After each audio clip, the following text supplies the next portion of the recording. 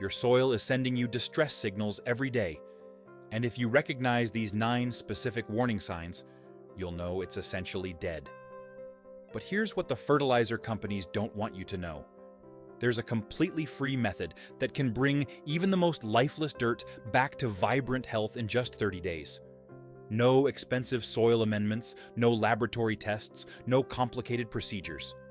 Just a simple technique that works with nature's own restoration process.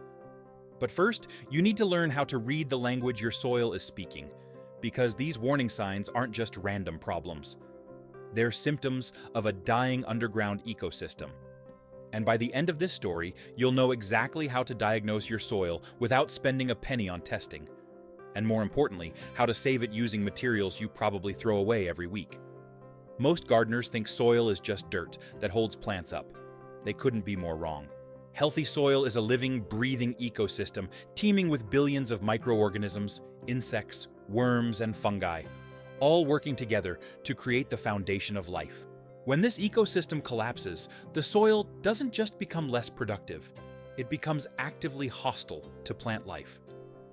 Understanding the difference between living soil and dead dirt could be the key to transforming your garden from a constant struggle into a thriving paradise. The first sign your soil is dying is the most obvious, yet most ignored: the absence of earthworms. When you dig into healthy soil, you should encounter earthworms within the first few inches. These aren't just random soil dwellers, they're engineers. A single earthworm processes its own body weight in organic matter every day, creating nutrient-rich castings that are perfectly balanced for plant growth. They also create tunnels that allow air and water to penetrate deep into the soil profile. If you dig into your garden beds and find no worms, you're looking at soil that's become uninhabitable for the very creatures that should be maintaining it. The absence of worms tells you several things at once. The soil pH might be too extreme, either too acidic or too alkaline. The organic matter content is probably near zero, leaving no food for worms to process. The soil might be contaminated with chemical residues that kill beneficial organisms.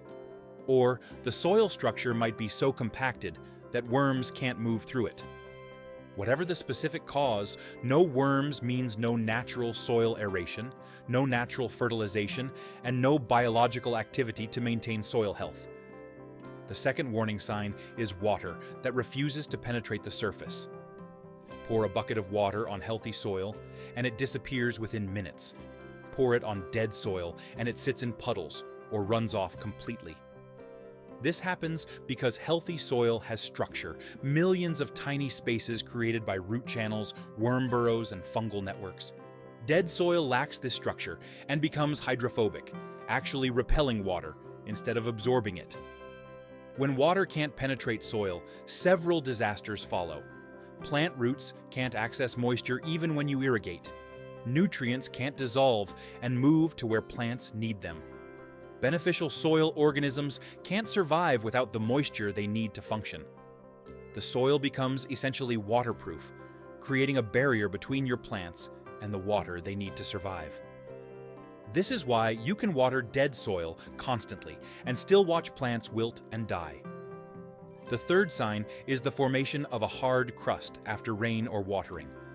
Healthy soil maintains its structure even when wet, allowing air and water to continue moving through it as it dries. Dead soil forms an impermeable seal when wet, then hardens into a concrete-like surface when dry. This crust prevents air from reaching plant roots and stops seedlings from breaking through the surface. If your garden beds look like cracked pavement after a rain, you're looking at soil that's lost its biological structure.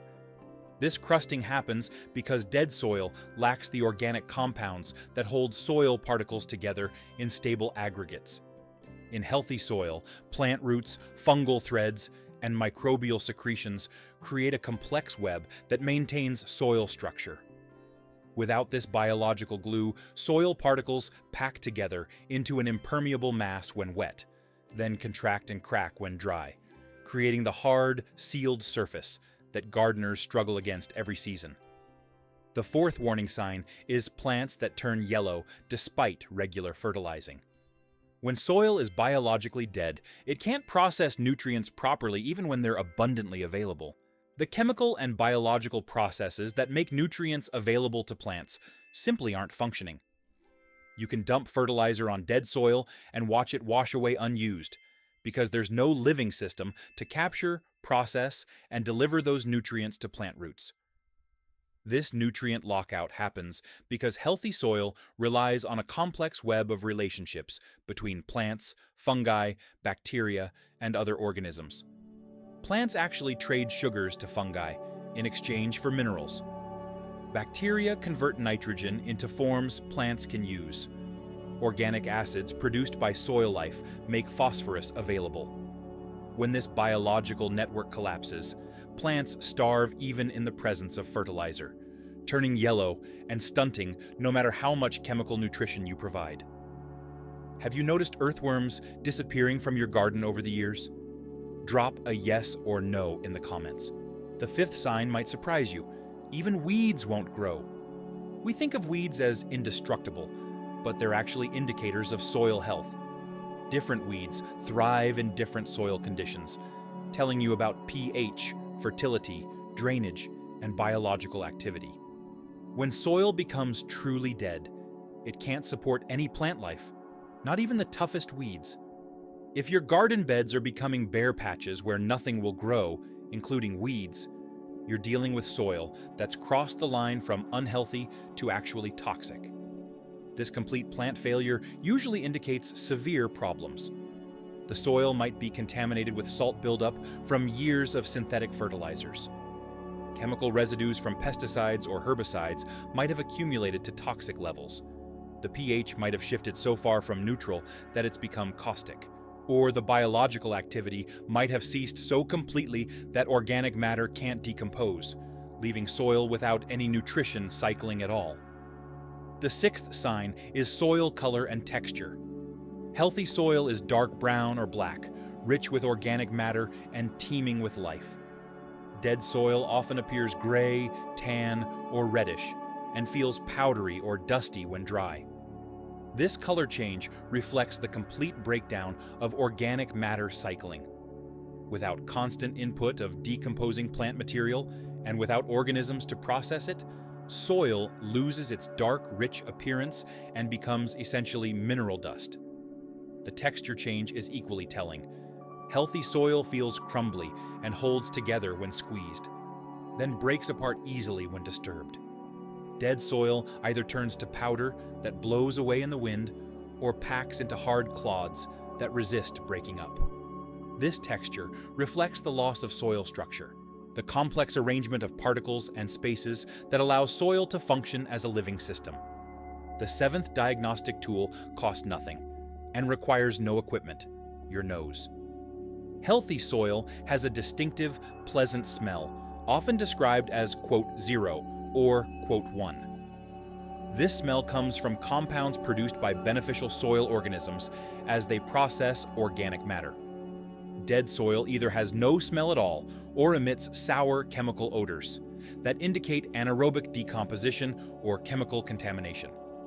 That forest smell you associate with healthy soil comes from a compound called geosmin, produced by beneficial bacteria called Actinomycetes. These organisms are crucial for healthy soil function, breaking down organic matter and producing natural antibiotics that protect plant roots from harmful pathogens. If your soil doesn't smell earthy, it means these beneficial organisms aren't present or active, indicating a soil ecosystem that's ceased to function. The eighth sign requires looking at your plant's root systems. In healthy soil, roots grow deep and spread wide, exploring the soil profile and forming extensive networks. In dead soil, roots stay shallow and often appear stunted or discolored. They can't penetrate the compacted, airless environment below the surface, so they're forced to survive in the thin layer of topsoil that still has some air and water. Shallow rooting creates a cascade of problems. Plants become dependent on frequent watering because they can't reach deep moisture reserves. They become unstable in wind because they lack deep anchor roots.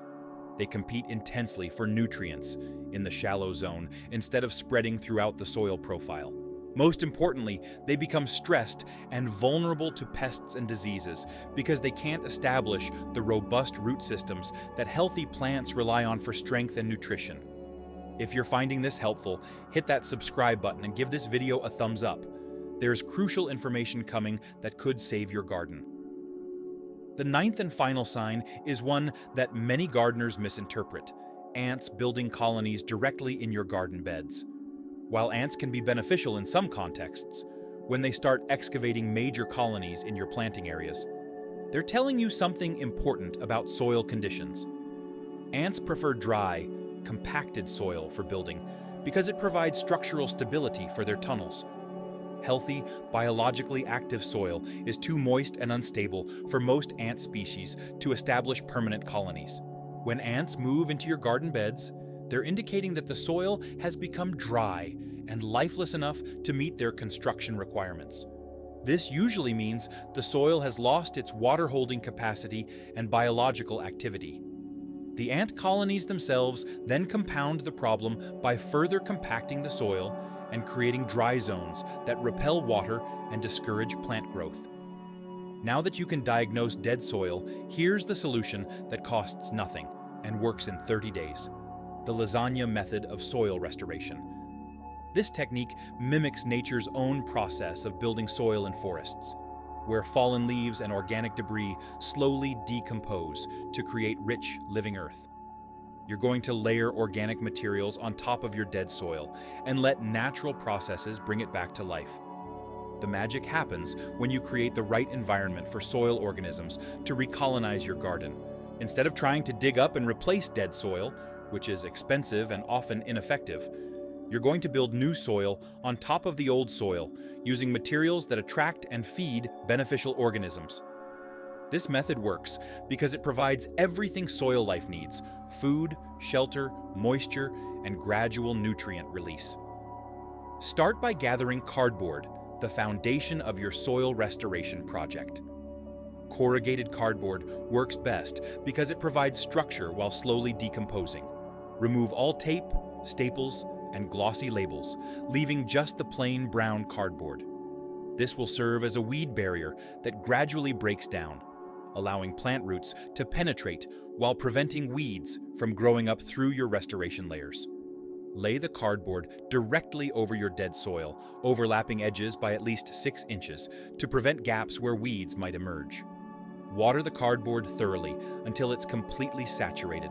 This initial soaking is crucial because dry cardboard can actually repel water and slow down the decomposition process. Wet cardboard becomes a habitat for beneficial organisms and begins breaking down immediately. The next layer is brown materials, your carbon source. Fallen leaves are perfect for this, especially if you can get them from different types of trees. Oak leaves break down slowly and provide long-term structure. Maple leaves decompose faster and provide quick nutrition. Mix them if possible, creating a layer about 4 inches thick over the cardboard. If you don't have access to fallen leaves, you can use straw, shredded newspaper, or even shredded cardboard. Over the brown layer, add green materials for nitrogen. Fresh grass clippings work well if they haven't been treated with chemicals. Kitchen scraps, like vegetable peelings, coffee grounds, and eggshells, provide nitrogen and attract worms. Garden trimmings and pulled weeds add to the nitrogen content. This layer should be about 2 inches thick, roughly half the thickness of your brown layer. The layering continues with alternating brown and green materials until you've built a stack about 12 inches high. Each layer should be watered as you build it, ensuring the entire pile is moist but not soggy. The final layer should be brown materials, which help retain moisture and provide a clean appearance while the restoration process works. The biological transformation begins immediately. Beneficial bacteria and fungi start colonizing the moist organic matter within days. These microorganisms break down the organic materials and begin releasing nutrients. Their activity creates heat, accelerating decomposition and creating an environment that attracts larger soil organisms like springtails, mites, and eventually earthworms. Earthworms are the key to rapid soil restoration. They're attracted by the decomposing organic matter, and begin moving up from the dead soil below or migrating in from surrounding areas. As they process the organic materials, they create tunnels that allow air and water to penetrate into the dead soil underneath. Their castings provide perfectly balanced nutrition, and their movement begins breaking up the compacted soil structure.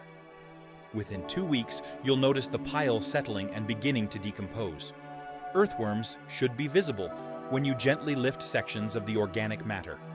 The soil underneath the cardboard will begin to soften as moisture and biological activity increase. By 30 days, the transformation should be dramatic. The cardboard will be partially decomposed, earthworms will be numerous, and the soil structure underneath will be noticeably improved. The beauty of this method is that it works even in severe cases of soil death.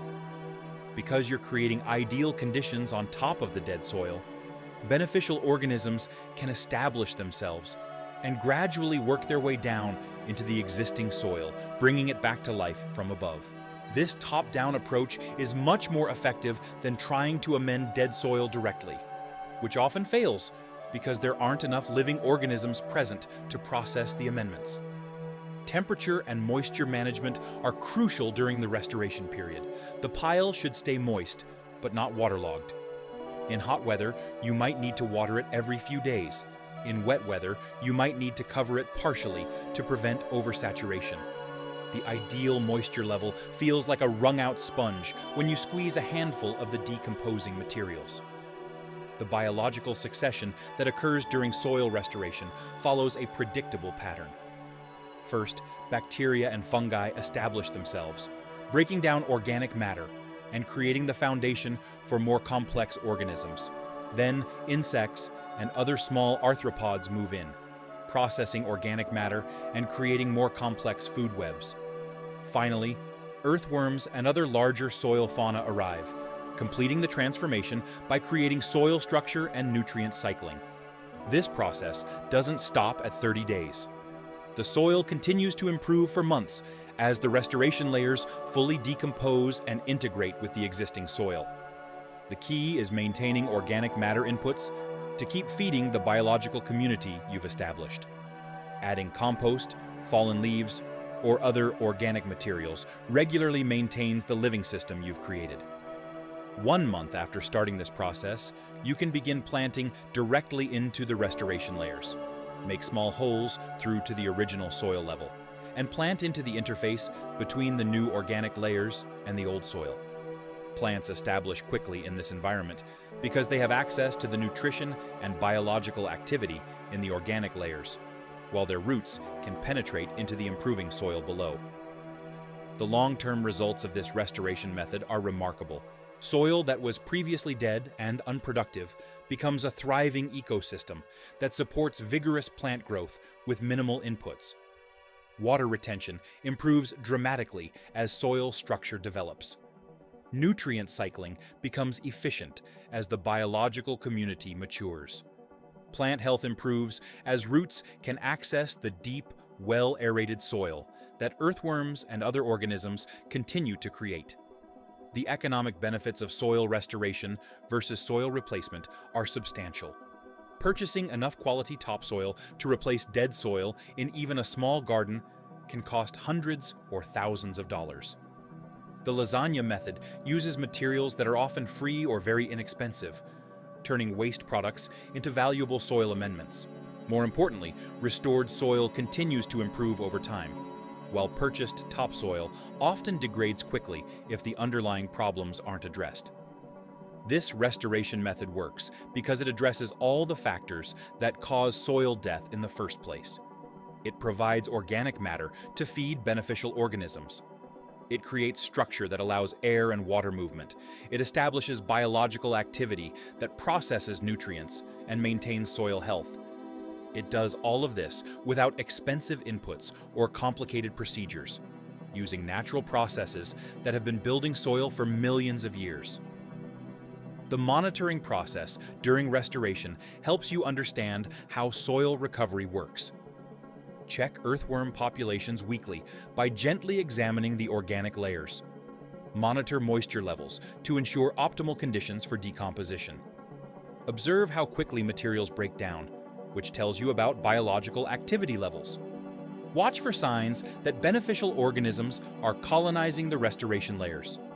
Common mistakes during soil restoration can slow or prevent success. Adding too much green material at once can create anaerobic conditions that produce bad odors and slow decomposition. Not maintaining adequate moisture can halt biological activity. Using materials that have been treated with chemicals can kill the beneficial organisms you're trying to attract. Understanding these potential problems helps ensure successful restoration. The seasonal timing of soil restoration affects success rates. Starting in fall allows the process to work through winter, creating ready-to-plant soil by spring. Starting in spring provides rapid results during peak biological activity, but requires more attention to moisture management. Summer restoration works, but may require more frequent watering and monitoring. Winter restoration is possible in mild climates, but proceeds more slowly due to reduced biological activity. Different soil types respond differently to restoration efforts. Clay soils benefit tremendously from improved structure as organic matter opens up dense, compacted conditions. Sandy soils benefit from improved water and nutrient retention as organic matter provides substance and biological activity. Rocky soils benefit from the organic matter accumulation that gradually creates growing medium and thin soil situations. The role of cardboard in soil restoration deserves special attention. Many gardeners worry about putting cardboard in their garden, but plain corrugated cardboard is made from organic materials that decompose completely. The lignins and cellulose in cardboard provide food for beneficial fungi, which are crucial for healthy soil ecology.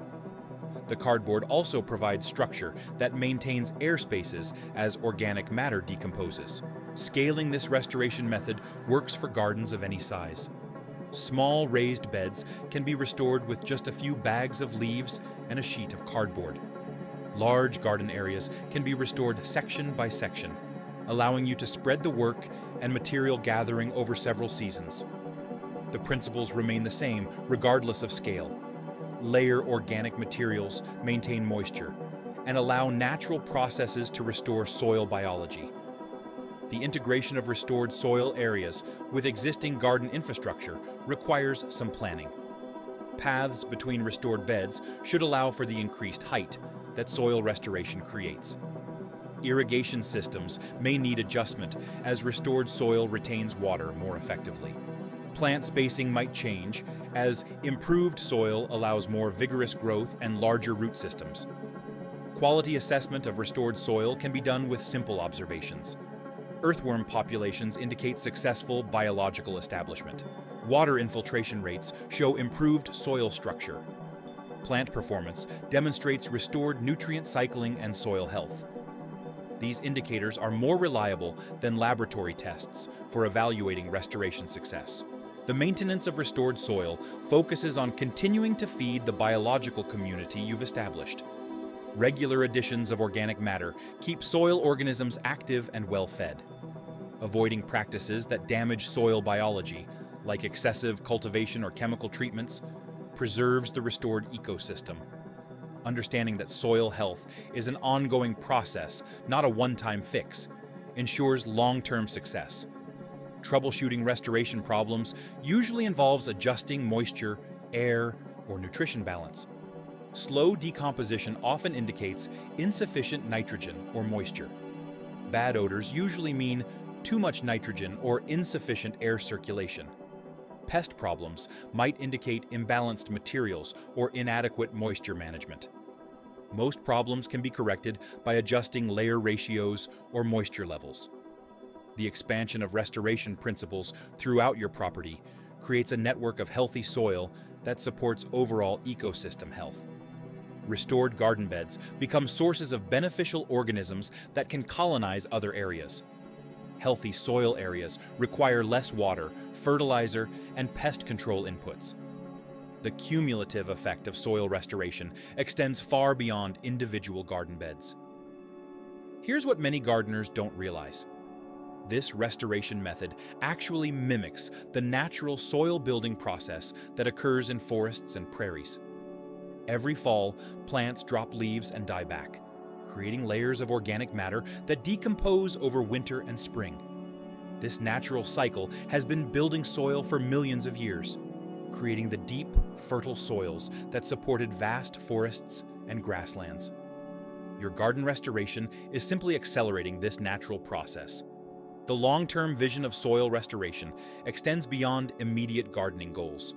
Healthy soil sequesters carbon, helping address climate change. It retains rainwater, reducing runoff and preventing erosion. It supports biodiversity by providing habitat for countless organisms.